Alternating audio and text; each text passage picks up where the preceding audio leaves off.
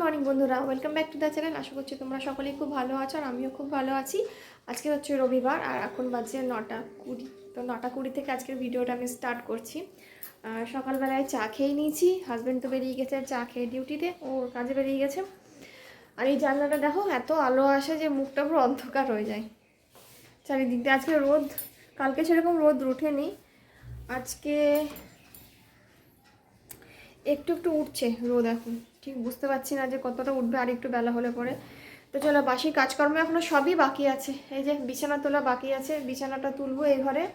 ওই ঘরটা গোছানো হয়ে গেছে, ঝাড়াঝুড়ি ঝাড় দেওয়া হয়ে গেছে, বাসি ঘর।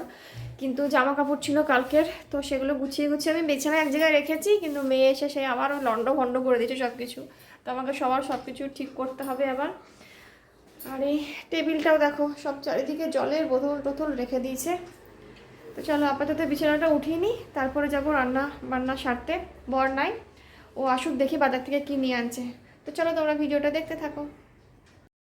তো এই ঘরের বিছানাটা এখন আমি গুছিয়ে নেবো, আর ওই ছোটো ঘরের বিছানাটাও কিন্তু গোছানো হয়ে গেছে। আর ঘর বারান্দা তো আগেই ঝাড় দিয়ে দিয়েছি, কিন্তু বিছানা গুছানোর পরেও না ঘরে আবার একটু নোংরা পড়ে গেছিলো, তো সেইগুলো আমাকে আবার ঝাড় দিতে হয়েছিল। আর এই মশারিটা দেখো, আমি না একদম পুরোটা যেরকম কাপড় ভাঁজ করে তেমন ভাঁজ করেই একদম ফোল্ড করে রাখি। আর এখন কিন্তু অতটাও শীত নেই গায়ে চাদর দেওয়ার মতো, কিন্তু তবু আমি দিয়ে রেখেছি, কারণ কি এতদিন ঠান্ডা ছিল। তো এই সোয়েটার চাদর দিয়ে দিয়ে না একটা কেমন অভ্যেস হয়ে গেছে। এখন হঠাৎ করে যদি গা থেকে চাদর বা সোয়েটার খুলে দিচ্ছি, তো কেমন একটা ফাঁকা ফাঁকা লাগছে। তো সেই জন্য আমি চাদরটা দিয়ে রাখি। আর সকালের দিকে একটু ঠান্ডাও লাগে, মানে খুব বেশি নয়, হালকা ঠান্ডা লাগে। আর এই যে র্যাকগুলো দেখছো, তো এই র্যাকগুলো কিনেছিলাম যখন বাবা এখানে হসপিটালে ভর্তি ছিল। আমার বাবা যখন অসুস্থ ছিল, তখন প্রায় অনেক দিনই হসপিটালে ভর্তি ছিল। তো তখন হসপিটালে দেওয়ার মতো কোনো র্যাক বা কিছুই ছিল না। আর ব্ল্যাঙ্কেট ছিল, সেটা তো ডবল বেডের, আর তার মধ্যে আবার লেপও ছিল, কিন্তু সেইগুলো তো হসপিটালে দেওয়া যায় না। তো সেই কারণে তখন এই পাতলা পাতলা ব্ল্যাঙ্কেটগুলো কিনেছিলাম। আর এগুলো এত ভালো, মানে হালকা শীতে গায়ে দেওয়ার জন্য, বা এসিতেও তুমি এগুলো গায়ে দিতে পারো। এই ব্ল্যাঙ্কেটগুলো ভীষণই ভালো, আর তেমনিও গরম। তো দেখো সেই কারণেই আমি তখন একসাথে, বাবাও কটা মানে দুটো না তিনটে বোধহয় ব্ল্যাঙ্কেট নিয়েছিল, আর তার সাথে আমিও এই দুটো ব্ল্যাঙ্কেট নিয়ে নিয়েছিলাম। তো নিয়ে মনে হচ্ছে ভালোই করেছি। এখন যদি বাড়িতে কিছু লোকজনও চলে আসে, তো এই ব্ল্যাঙ্কেটগুলো দিয়েও কাজ চালানো যায়। মানে কিছুদিন আগেই এসেছিলো দিদি বাবা, তো তখন এই ব্ল্যাঙ্কেটগুলোই ওদেরকে দিয়েছিলাম গায়ে ঢাকা দেওয়ার জন্যে। কী করছো? কি করছো? হুম, একা একা চুল বেঁধেছো? চুল এখন বড় হয়েছে, আর একা একা চুল বাঁধতে শিখেছে, তাই সারাক্ষণ আয়নার সামনে দাঁড়িয়ে নিজে নিজেই চুল বাঁধবে।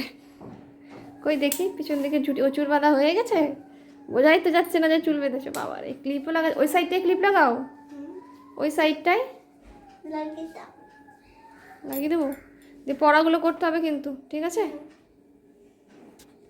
আর এই যে দেখো, গাছে মূলো হয়েছিল, অনেক কটা হয়েছিল, এতদিন ধরে ছিল মূলোগুলো। তো একটা রেখেছে আমাদের, আর বাকিগুলো দিয়েছে পাশের বাড়িকে।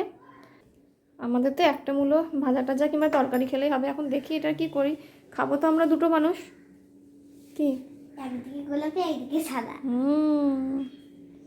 চলো, আমার রান্নাঘরেও কি কাজ বাকি আছে দেখি। আজকে হচ্ছে সানডে, তো মেয়ে খাবে হচ্ছে ডিম টোস্ট। দেখি সরো, মেয়ের জন্য আগে ডিমটা বের করে নিই, ওকে একটা টোস্ট করে দিয়ে দিই। আর এই যে আমার ডিমের বাস্কেট,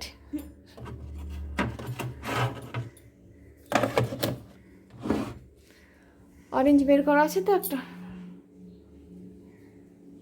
থাক। তো সকালবেলায় মেয়ের আগে ব্রেকফাস্টটা বানিয়ে নিব, কারণ টাইমও হয়ে যাচ্ছে, ওকে আবার একটু খেয়ে দিয়ে পড়তে বসতে হবে।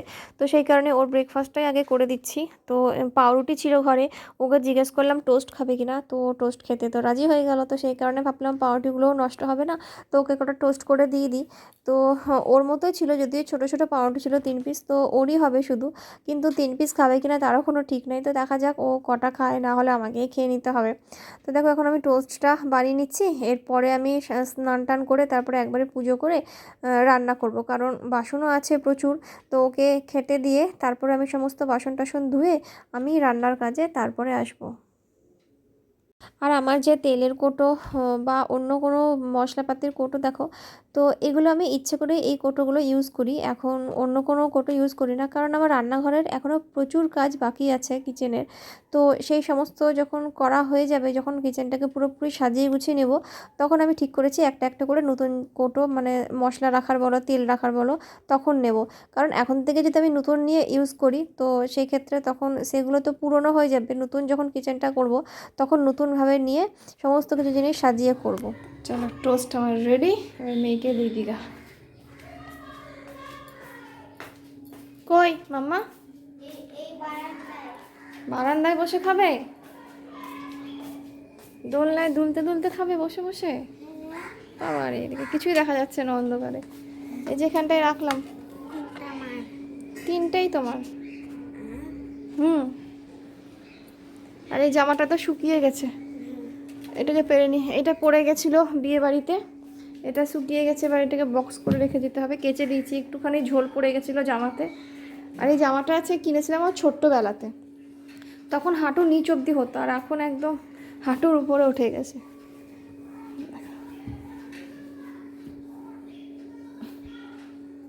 খেয়ে নাও, গরম আছে কিন্তু। হ্যাঁ, খেয়ে বলো তো। হ্যাঁ, কেমন বলো হয়েছে, খেয়ে বলো।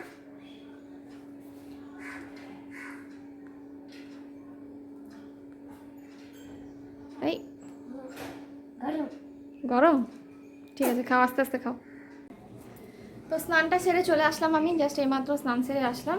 আর এখন একটু মুখে সব ক্রিম মেখে নিই, তারপরে যাবো পুজো করতে। তুমি যাও, স্নান করে নাও। আর মুখটাই খুব আলো পড়ছে, তার কারণ হলো জানলার সামনে আমি ভিডিওটা করছি। দাঁড়াও একটুখানি, সব দিকেই আলো, যখন আলোর দরকার পড়ে তখন আর আলো পায় না।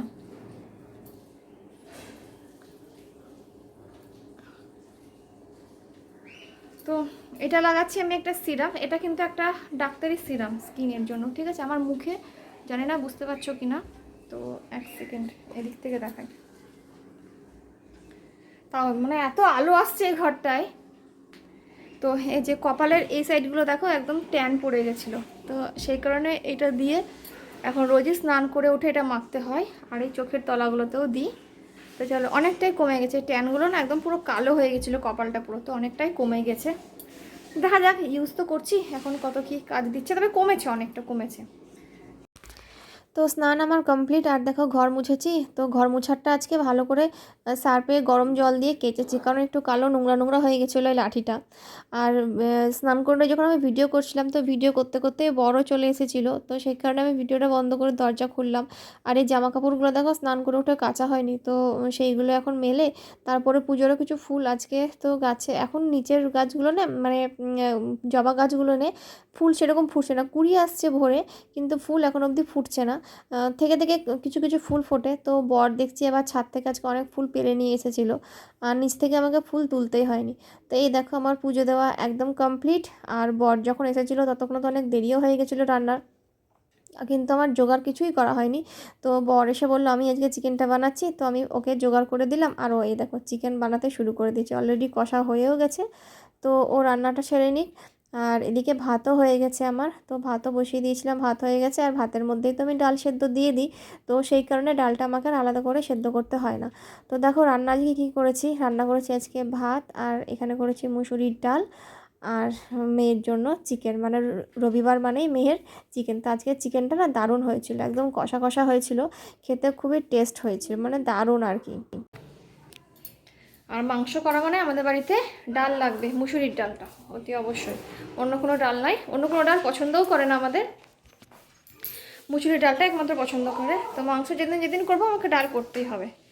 তো চলো, এখন বাজে হচ্ছে 1:30, আর বর ঢুকেছে স্নান করতে, ও বেরিয়ে আসলেই আমরা খাওয়া দাওয়া করে নেবো। আর মেয়ে দেখো খাটের কী অবস্থা করে রেখেছে, এগুলো সব গোছানো, কী অবস্থা, টেবিল, জামা, বাক্স, বোতল সব কিছু খাটের উপরেই পড়ে। তো চলো, খাওয়ার আগে যতক্ষণ টাইম পাচ্ছি এগুলো একটু পরিষ্কার করে নিই, খাটটাকে পরিষ্কার করে নিই, কারণ কি খেয়ে দিয়ে এসে তো আবার খাটাই বসতে হবে একটু আরাম করে। আর এই যে জামাটা